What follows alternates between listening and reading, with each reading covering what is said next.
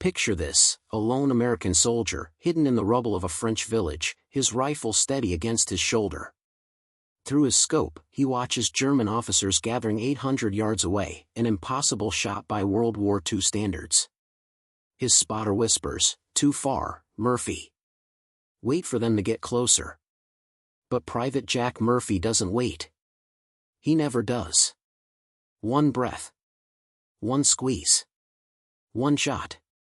The German colonel drops instantly, and chaos erupts in the enemy lines. They search frantically for the shooter, but Murphy is already gone, a ghost in the smoke and debris. By the time the Nazis mobilized their best counter-snipers to hunt him down, Murphy had already earned a nickname that would haunt the Wehrmacht for the rest of the war: one shot. This is the story of the deadliest American sniper you've never heard of, a sharecropper's son from Texas who turned the European theater into his personal hunting ground and drove the Nazi high command to the edge of madness trying to stop him. What you're about to hear will change everything you thought you knew about World War II. Before we dive into this incredible story, if you're fascinated by untold World War II stories and the extraordinary individuals who shaped history, make sure to subscribe and hit that notification bell. We're bringing you the most compelling hidden stories from the war every week. And if you enjoy this video, leave a comment below telling us which theater of World War II you'd like us to cover next. Now, let's get into the legend of Jack Murphy. Chapter 1, The Boy Who Could Shoot. Jack Daniel Murphy was born in 1923 in the Dust Bowl country of West Texas, where the land was as unforgiving as the people were tough. His family worked as sharecroppers, moving from farm to farm, always one bad harvest away from starvation. Jack was the fourth of 7 children, and from the moment he could walk, he was expected to contribute to the family's survival. But it wasn't cotton picking that would define young Jack Murphy, it was hunting. By the age of 8, Jack was already his family's primary provider of meat. His father, a World War I veteran who rarely spoke about his experiences in the trenches, had given him an old bolt-action rifle and exactly 3 pieces of advice: make every shot count. Ammo costs money. And if you miss, we don't eat. In the Murphy household, there was no room for wasted bullets or second chances. While other children played games, Jack stalked rabbits, quail, and the occasional deer through the scrublands of Texas, developing an almost supernatural ability to predict movement, judge distance, and control his breathing. His neighbors remembered him as an unusually quiet child who could remain motionless for hours, waiting for the perfect shot. That Murphy boy was different, one childhood friend later recalled. He'd see things nobody else could see. He'd tell you a jackrabbit was hiding in a bush 30 yards away, and you'd think he was crazy until it bolted. He knew where animals would be before they knew themselves. This wasn't just talent, it was survival instinct honed to a razor's edge. But Jack's gift came with a price. The constant pressure to provide, the poverty that ground down his family year after year, and the isolation of rural Texas life created a young man who was comfortable with silence, solitude, and the weight of responsibility. He learned to trust his own judgment above all else, a trait that would serve him well in the chaos of war but would also make him a difficult soldier to command. When Jack turned 17 in 1940, the world was already at war, though America remained officially neutral. Jack had finished the 8th grade, as much education as most sharecropper children received, and was working full-time on a farm near Amarillo. The pay was terrible, the work was backbreaking, and the future looked like an endless repetition of the same hardscrabble existence his parents had endured. Then, on December 7, 1941, everything changed. The Japanese attacked Pearl Harbor, and suddenly America was at war. Jack didn't wait to be drafted. On December 10, just 3 days after the attack, he walked into the Army recruiting office in Amarillo and enlisted. He was 18 years old, weighed barely 140 pounds, and had never been more than 50 miles from the place he was born. The recruiting sergeant looked at this skinny farm boy with sun-darkened skin and calloused hands and asked what he wanted to do in the Army. Jack's answer was simple: I can shoot. The sergeant laughed and told him everyone could shoot. Jack looked him in the eye and said, "Not like me." Boot camp at Camp Wolters, Texas, was supposed to be the great equalizer, breaking down civilians and rebuilding them as soldiers. For most recruits, it was a nightmare of physical punishment, sleep deprivation, and constant screaming from drill instructors. For Jack Murphy, it was easy. The marches that left other men limping didn't bother someone who'd walked behind a plow for 12 hours a day. The shouting didn't intimidate someone who'd faced his father's silent disappointment when meat was scarce. And the rifle qualification, which terrified many urban recruits who'd never held a gun, was where Jack Murphy announced himself to the United States Army. On qualification day, recruits were required to hit targets at ranges from 100 to 300 yards in various positions, prone, kneeling, and standing. A score of 190 out of 250 was considered expert, the highest ranking. Jack Murphy scored 248. He missed 2 shots out of 50, and both misses were blamed on a rifle sight that was slightly off. When the range master examined his target and saw the tight grouping, he pulled Jack aside and asked where he'd learned to shoot like that. Jack's answer was pure Texas deadpan, couldn't afford to miss. This performance caught the attention of Captain Thomas Brennan, a West Point graduate who was building a reconnaissance unit for the 3rd Infantry Division. Brennan had served in World War I and understood something that many officers forgot in their enthusiasm for tanks, artillery, and massed infantry assaults. Battles were still won by individual soldiers with rifles who could think independently and hit what they aimed at. He wanted sharpshooters, men who could operate alone or in small teams, gather intelligence, eliminate key targets, and survive behind enemy lines. When he saw Murphy's scores, he knew he'd found one. Brennan approached Murphy with an offer: special training, dangerous assignments, and the kind of independent operation that most Army privates never experienced. For Jack Murphy, who'd spent his entire life being told what to do and where to go, the chance to operate with autonomy was intoxicating. He accepted immediately, not fully understanding what he was signing up for but knowing instinctively that this was his path. He was about to become something the U.S. Army didn't officially recognize yet but desperately needed: a sniper. The training began immediately. While his fellow recruits prepared for the standard infantry role, Murphy was pulled into a small group of marksmen for specialized instruction. They learned advanced field craft, how to move silently, how to read terrain, how to construct hide sites that could conceal a man for days. They studied ballistics, learning how wind, humidity, temperature, and even the rotation of the earth affected bullet trajectory at extreme ranges.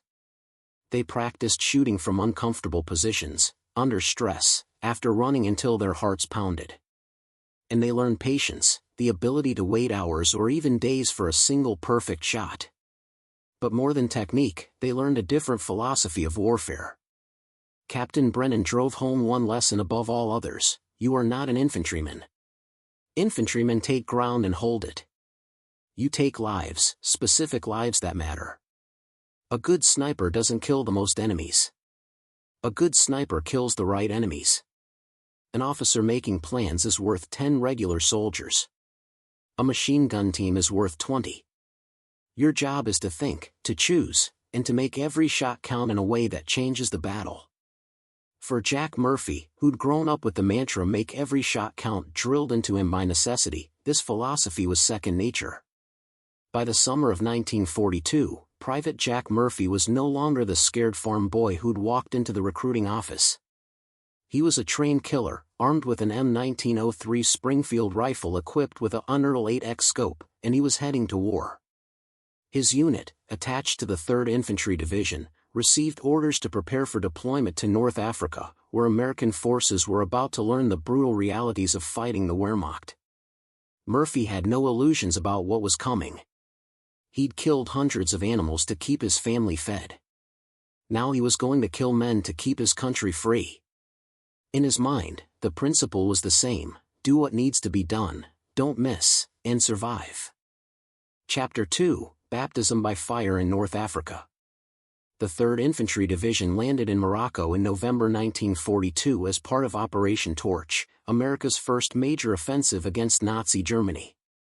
The Allied plan was to sweep across North Africa, trapping Rommel's Afrika Korps between British forces advancing from the east and American forces pushing from the west. On paper, it looked straightforward. In reality, it was a disaster waiting to happen. The American Army was untested, undertrained, and about to face the most professional military machine the world had ever seen. Private Jack Murphy was about to receive his education in warfare, and it would be written in blood. The first thing that struck Murphy about North Africa was how much it didn't resemble the sandy Texas landscape he'd expected. While parts of Tunisia featured the classic desert dunes of movie fame, much of the terrain was rocky, mountainous, and covered with scrub vegetation. The days were scorching, the nights were freezing, and the wind carried dust that got into everything: weapons, food, eyes, lungs. For soldiers raised in America's cities and suburbs, it was hell. For Jack Murphy, who'd grown up in the hardscrabble environment of the Texas Dust Bowl, it felt uncomfortably like home. Murphy's first combat mission came in late November, during the advance toward Tunis. His spotter, Corporal David Chen, a Chinese-American from San Francisco who'd volunteered to prove his loyalty after Pearl Harbor, had been paired with Murphy during training. They were tasked with a reconnaissance mission: infiltrate German lines, observe enemy positions, and if the opportunity presented itself, eliminate high-value targets. It sounded simple. It was anything but. The two men moved through the darkness, using wadis and rock formations for cover, until they were roughly a mile behind the German forward positions.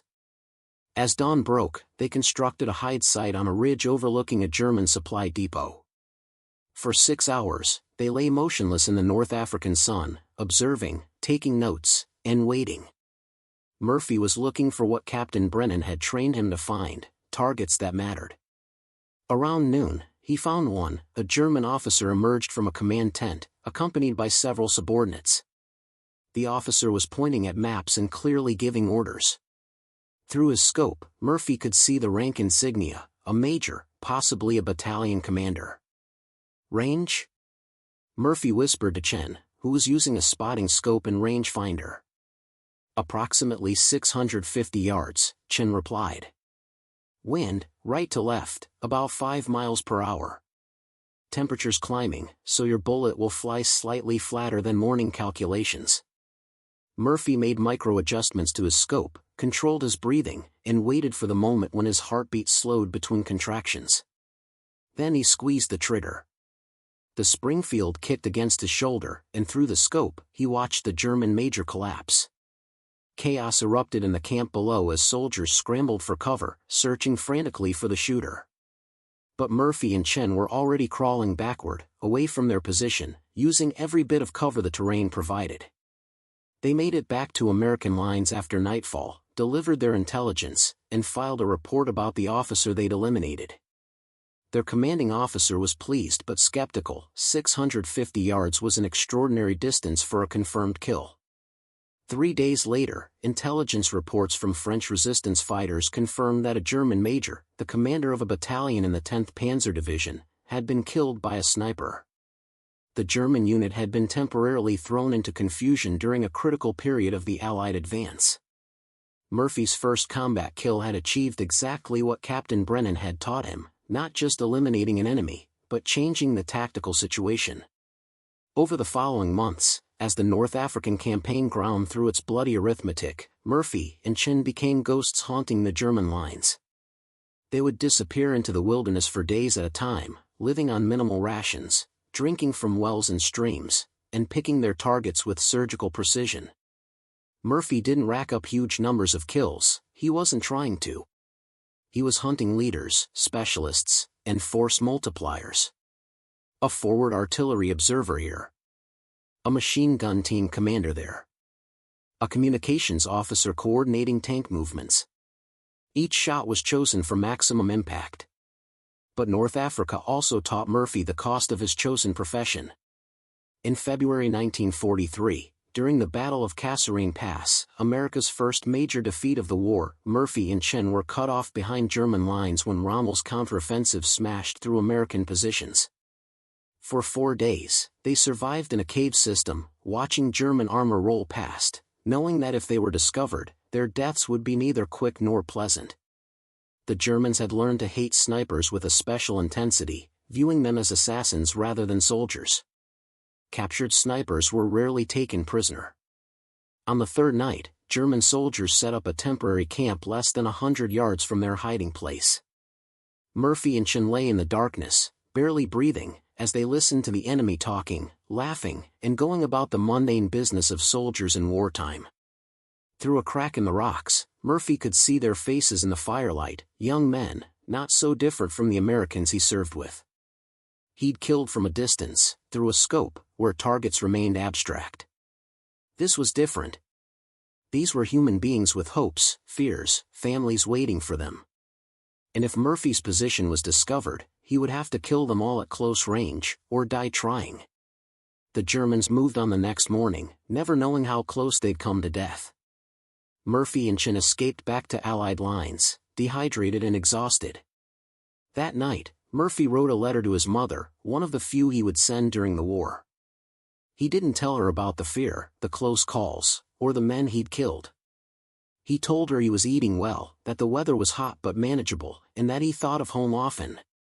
He didn't mention that he was starting to have dreams about the faces in the firelight, or that he'd begun to wonder if the man looking through the scope was still the same person who'd left Texas. The North African campaign ended in May 1943 with the surrender of over 250,000 Axis troops. By that point, Murphy had 27 confirmed kills, each one documented by his spotter and verified by intelligence reports or battlefield observation. But the numbers didn't tell the real story. Those 27 men included 3 battalion commanders, 5 company commanders, 8 forward observers who'd been directing artillery and tank fire, 6 machine gun team leaders, and 5 communications specialists. Murphy hadn't just killed 27 enemy soldiers, he'd degraded the German army's ability to command, coordinate, and fight effectively in dozens of engagements. His reputation was growing, not just among American forces but among the enemy as well. Captured German soldiers spoke of an American sniper who seemed to appear from nowhere, strike with uncanny precision, and vanish like smoke. They called him Der Geist, the ghost. German commanders began issuing specific instructions about how to move in areas where the ghost had been reported. No predictable patterns, no gathering in groups, no remaining stationary in the open.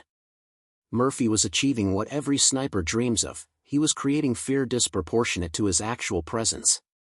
The enemy had to assume he was everywhere, which meant they had to waste time, energy, and resources protecting against a threat that might or might not be there.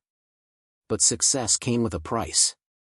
The German High Command, frustrated by their inability to counter this threat, began deploying their own elite snipers specifically to hunt Murphy. These weren't ordinary soldiers, they were veterans of the Eastern Front, men who'd survived the meat grinder of the war against the Soviet Union and had learned their craft in the most brutal school of warfare the world had ever seen. The hunter was about to become the hunted, and North Africa was about to teach Jack Murphy that there were men out there every bit as skilled, patient, and deadly as he was. The game was about to change, and the stakes were about to get much higher. Chapter 3, Sicily and the Duel of Shadows. July 1943 marked the invasion of Sicily, Operation Husky, and the beginning of the Allied push into Fortress Europe.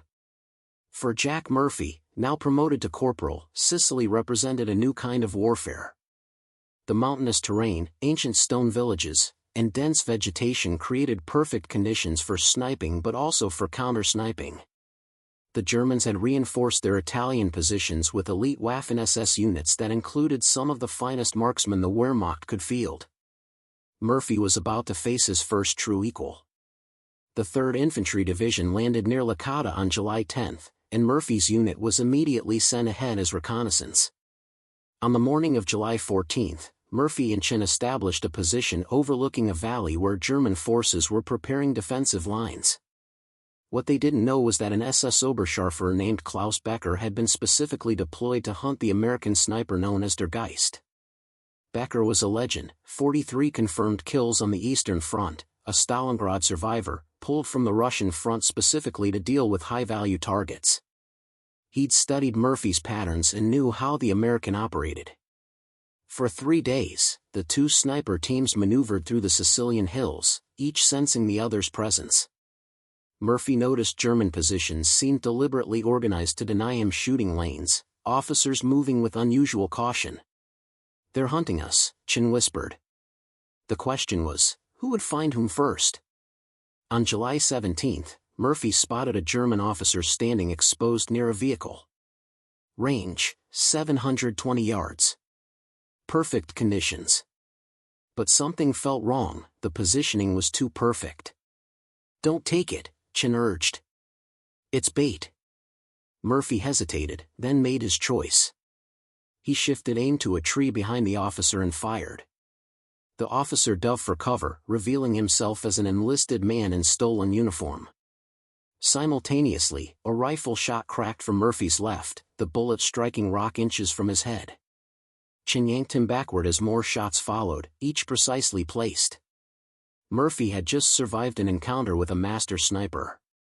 That night, Murphy analyzed what had happened.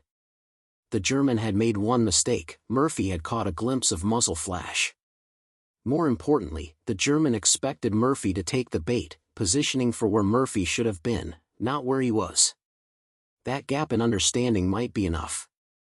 Murphy spent the next day studying maps, thinking like his adversary. Where would a German sniper protecting this sector position himself? By nightfall, he'd identified 3 possible locations. The next 72 hours became a deadly chess match. Murphy hunted one man, moving only at night, never staying in one position long. On the second day, he found it, a hide site built into ruins of an old shepherd's hut. The German had made one error: he'd used the same position twice. Murphy positioned himself watching the approaches and waited. Hours passed. Then both men froze, movement in the broken ground 300 yards away. Through his scope, Murphy watched a figure in German camouflage working uphill with careful deliberation.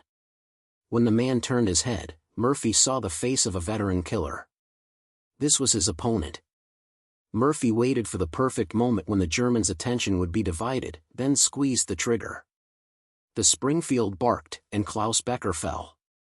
Murphy's second shot, 3 seconds later, finished it. Intelligence found documents on Becker's body detailing his mission: hunt and eliminate der Geist. They also found a journal. In his final entry, Becker had written, "He is not the best marksman I have faced, but he is the most careful. He thinks before he shoots. Our duel is not about who has the faster bullet but who makes the first mistake. Tomorrow, I will kill him, or he will kill me." Becker had been right about that. Murphy felt no triumph. Becker had been a worthy opponent who understood the peculiar art they both practiced. In another world, they might have been friends. But this was war, and only one could survive. The duel changed Murphy. He became almost paranoid about counter-snipers, developing elaborate protocols, using decoys, and misdirection. "How many other Germans out there think like me?" he asked Chen. "How many more duels am I going to have to fight?" This was the price of being good at killing. Eventually, someone equally good would try to kill you. By the time Sicily fell in August, Murphy had added 16 confirmed kills, but numbers barely told the story anymore. He'd survived a duel with one of Germany's elite, learned he could be hunted as effectively as he hunted, and understood that every day survived was borrowed against probability. The Allied armies were preparing to invade mainland Italy, and Murphy knew the fighting would only get harder. The Germans would defend on ground of their choosing with better positions. For a sniper, it would be target-rich. For a man trying to stay alive, it would be an endless series of calculated risks. Murphy was about to find out which mattered more. Chapter 4: The Italian Gauntlet and the Wages of War. The invasion of mainland Italy in September 1943 marked the beginning of one of the most brutal campaigns of World War II. The Italian peninsula, with its mountains, rivers, and fortified positions, was a defender's paradise. For Jack Murphy, now a sergeant commanding a small sniper team, Italy became both his finest hour and his descent into darkness. The fighting at Salerno was chaos. Murphy's team was inserted ahead of the main force with orders to create confusion in German rear areas. For 5 days, they operated deep behind enemy lines, living in caves and abandoned buildings, striking at dusk and dawn. They weren't just sniping, they were creating terror. Murphy's targets were chosen for psychological impact. He'd shoot the second man in a column, not the first, creating confusion. He'd target the quiet officer in a group, making survivors wonder if there was an assassin in their ranks. He'd wound radio operators, forcing Germans to waste resources on evacuation. It worked. German soldiers in the Salerno sector began refusing daylight movement. Officers gave orders from inside buildings. The paranoia Murphy created was more effective than killing large numbers. But it took a toll. This wasn't hunting anymore, it was sanctioned terrorism. He was creating fear for fear's sake, killing not just to win battles but to break spirits. The line between soldier and assassin was blurring. In October, Murphy's team infiltrated a mountain village called Dragoni, supposedly a German headquarters. What he found would haunt him forever. The Germans had pulled out, leaving a squad to cover withdrawal. Italian partisans had ambushed them. The village square contained 11 German bodies, hung from lampposts, some mutilated. In a barn, Murphy found 6 Italian men the Germans had executed before leaving. Violence answered with violence, atrocity with atrocity. When Chin asked if they should report it, Murphy's response was bitter. Report what? That people are killing each other in horrible ways? They'll give us a medal and send us to the next village to watch it happen again. That night, Murphy had the first of recurring nightmares. In the dream, he looked through his scope, but when he pulled the trigger, the target's face transformed into his own. He woke in a cold sweat. The act of killing, repeated endlessly, didn't just change what you did, it changed who you were.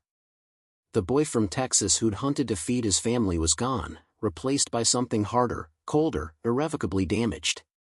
Despite his deteriorating mental state, Murphy's effectiveness reached its peak. Between September 1943 and March 1944, he added 73 confirmed kills, bringing his total over 120. One incident became legendary. Learning a German colonel would inspect defensive positions along the Gustav Line, Murphy orchestrated an elaborate sequence. He positioned 3 sniper teams along the inspection route. The first team killed the colonel's driver and bodyguard. At the second position, another team killed the replacements. By the third position, the colonel's staff was terrified. That's when Murphy, from 800 yards, killed the colonel himself. The surviving officers suffered nervous breakdowns and were evacuated. German commanders in that sector became convinced moving near front lines was suicidal, significantly degrading their command ability. Success had costs not measured in casualties. Murphy's team, which started with 4 men besides himself and Chen, was down to just the 2 of them by February 1944. One killed by artillery, another wounded, a third suffered mental breakdown. The strain showed. Chen developed a hand tremor, making the spotting scope difficult.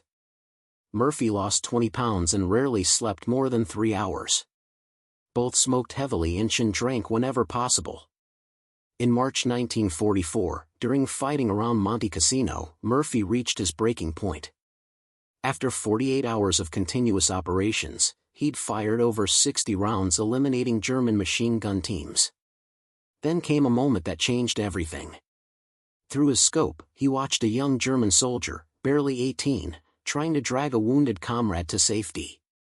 Murphy had him in his sights, a legitimate target. But the German's face reminded him of his younger brother back in Texas. Murphy hesitated, something he'd never done before. Chen noticed. "You okay?" Murphy lowered his rifle. "I'm done," he said. He'd crossed some internal threshold he didn't fully understand but couldn't ignore. Murphy requested and received a 2-week leave, his first real rest since landing in North Africa 18 months earlier. He spent it in Naples, mostly alone, drinking in bars and trying to remember who he'd been before the war. He wrote letters home he never sent, started dozens of times to explain what he'd seen and done, but couldn't find words his family would understand. How do you tell your mother you've become efficient at killing? That you've orchestrated elaborate plans to terrorize enemies? That you see faces in your sleep? When Murphy returned to duty in April, something had shifted. He was still effective, still deadly, but more measured. He turned down missions he considered unnecessary provocations, focused on targets that would save American lives rather than simply create fear. His superiors noticed the change and some questioned whether he'd lost his edge. But Murphy's logic was sound. I can kill 100 more Germans and traumatize them, or I can kill 10 specific Germans and save 100 Americans. Which matters more? The question had no good answer, and Murphy stopped caring what his commanders thought. Chapter 5: D-Day in the Normandy Crucible. In May 1944, Murphy and Chin were pulled from Italy and transferred to England. The 3rd Infantry Division was being reorganized and re-equipped for something big, though nobody would say what. Murphy didn't need official confirmation. The massive buildup of men and material could mean only one thing: invasion of France. After 2 years of fighting in North Africa and Italy, Murphy was being sent to open a new front against the Wehrmacht. England was surreal after the chaos of Italy. Clean barracks, hot food, regular schedules. Murphy spent weeks in training exercises, but something felt different. He was training other snipers now, passing on hard-won lessons. Young soldiers from the replacements looked at him with a mixture of awe and fear. At 21, Murphy was already a veteran with a legendary reputation. His confirmed kill count had reached 137, making him one of the deadliest American snipers in the European theater. But when Murphy looked in the mirror, he saw an old man trapped in a young body. Chin noticed the change. During a rare moment alone, he asked Murphy if he was scared of the invasion. Murphy's answer was brutally honest: I'm not scared of dying. I'm scared of what I'll have to do to stay alive. Every time I pull that trigger, I leave a piece of myself behind. I don't know how many pieces I have left. Chin had no response. He was dealing with his own demons, nightmares about the faces he'd seen through the spotting scope, tremors that wouldn't stop, a growing dependence on alcohol to sleep. On June 6, 1944, the invasion began. Murphy's unit landed on Omaha Beach in the second wave, hours after the initial assault. The carnage was indescribable. Bodies in the surf, wounded men calling for medics, disabled tanks, and burning vehicles. Murphy waded ashore carrying his Springfield wrapped in waterproof canvas, wondering how anything could survive this chaos. But survive it did, and within hours, American forces were pushing inland. Murphy's mission in Normandy was different from Italy. Rather than deep penetration behind enemy lines, he operated closer to the front, providing precision fire support for advancing infantry. The hedgerow country of Normandy, dense vegetation separating small fields, created perfect ambush conditions for German defenders. Every field was a potential kill zone, every hedgerow concealed machine guns and Panzerfaust teams. Murphy's job was to eliminate these threats before they could devastate advancing American units. The work was relentless. Unlike Italy's mountain warfare where Murphy could operate independently for days, Normandy required constant movement with frontline units. He'd identify German positions, eliminate key targets, then move forward with the infantry to the next hedgerow.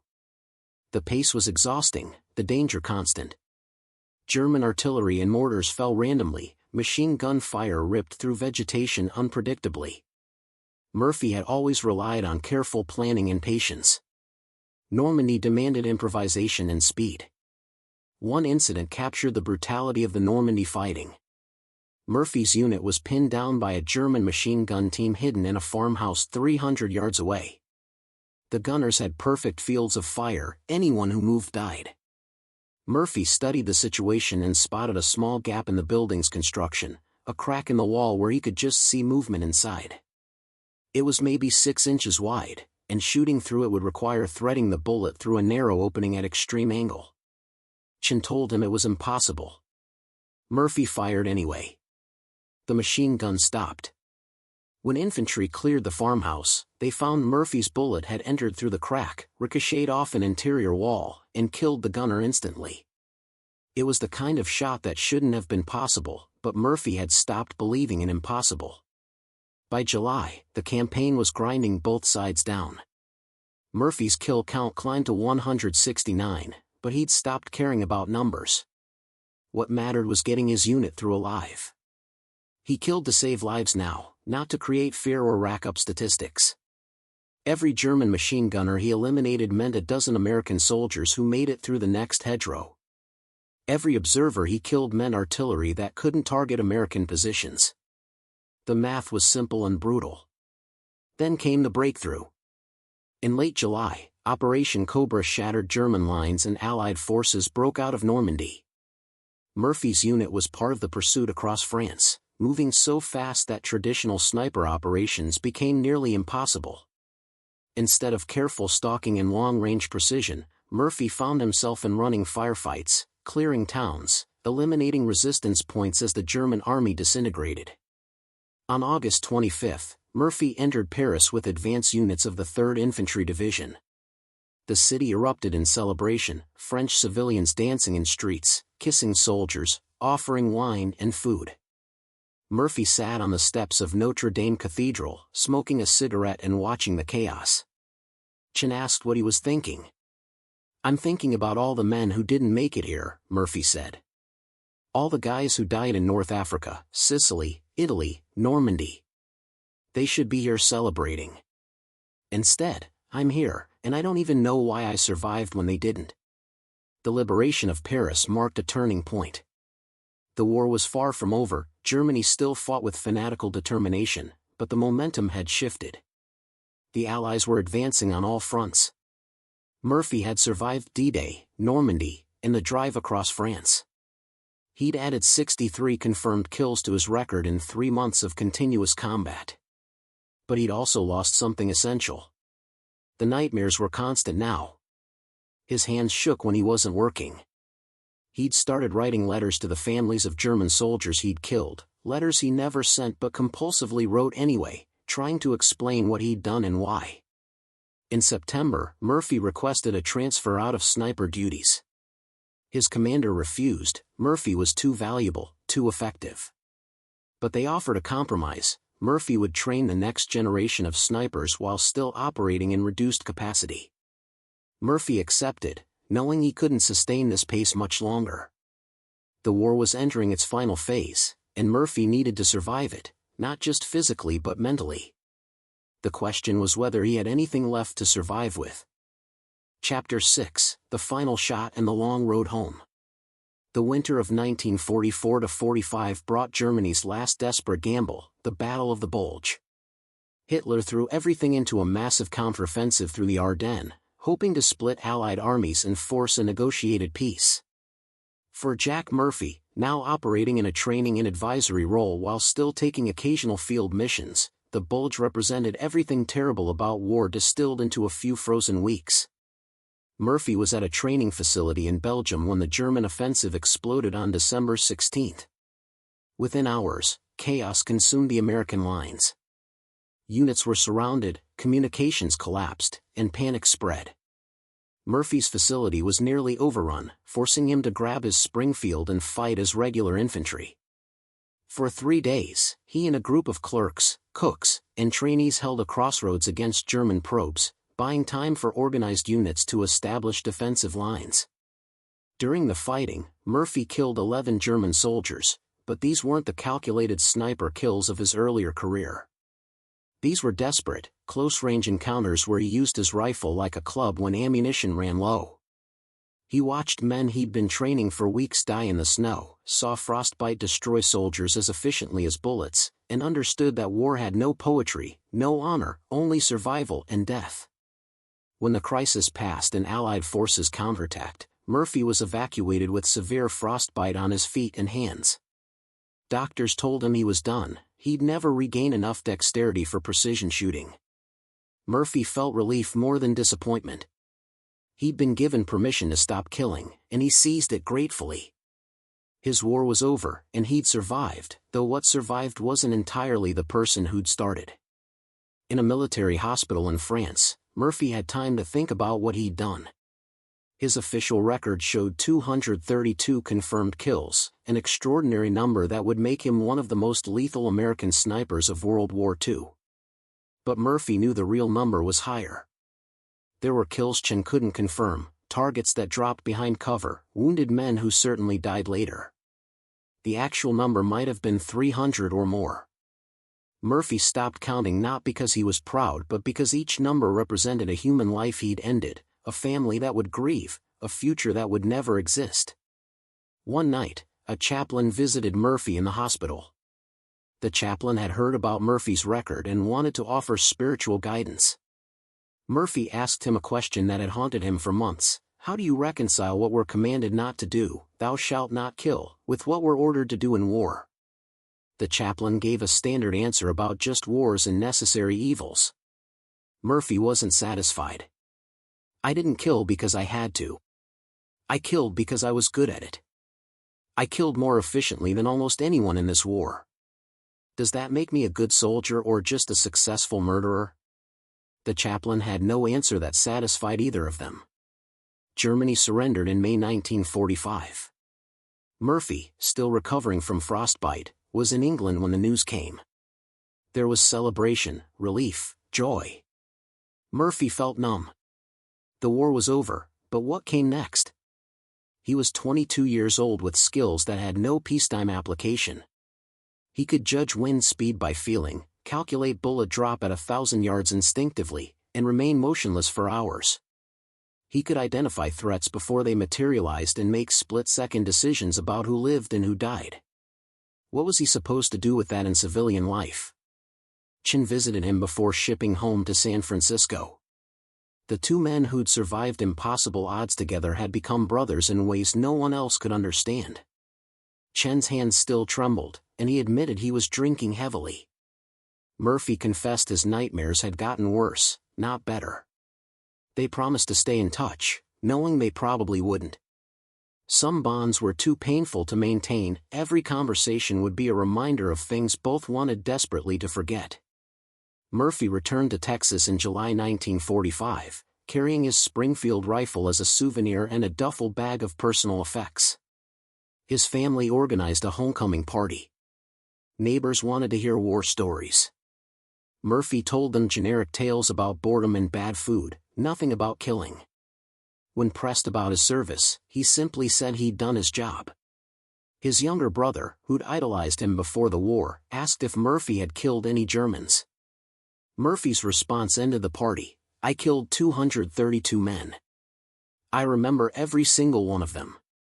Now let's talk about something else, or I'm leaving. Adjusting to civilian life proved nearly impossible. Murphy couldn't sleep without nightmares. Loud noises triggered panic responses. He couldn't maintain relationships because he couldn't talk about the thing that defined him. He took various jobs, farm work, construction, security, but nothing held meaning.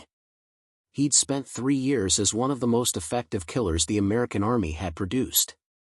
Now he was supposed to plant crops and pretend it mattered.